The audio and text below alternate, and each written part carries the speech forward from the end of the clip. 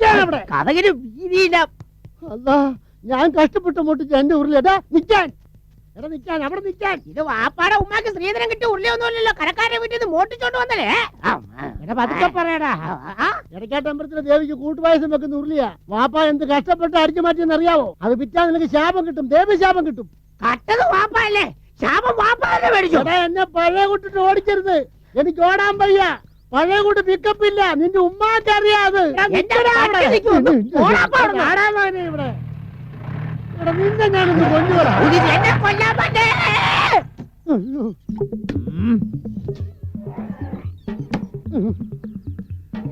വീട്ടിൽ ആറ്റിയു.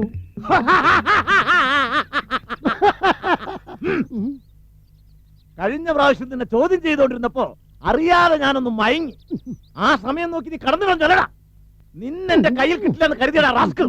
സാറ് മനസമാധാനമായിട്ട് ഉറങ്ങിക്കൊണ്ടെന്ന് കണ്ട് ഞാൻ മുങ്ങിയതാ. നീ മുങ്ങി അന്ന് മുതൽ ഞാൻ ഉറങ്ങിയിട്ടില്ല. സത്യം പറയടാ, നീ ആരെയാ കൊല്ലാൻ ഓടിച്ചത്?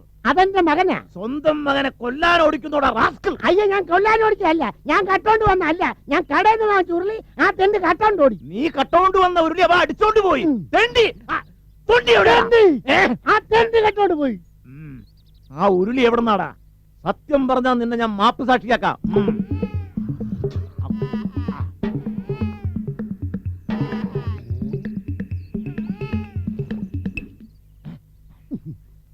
സത്യം പറഞ്ഞ മാപ്പ് സാക്ഷി, നിന്നെ ഞാൻ ഉരുളിയാക്കാം.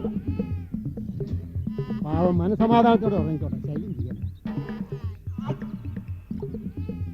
അയ്യോ, ഇവിടെ ഇരുന്നോട്ടെ.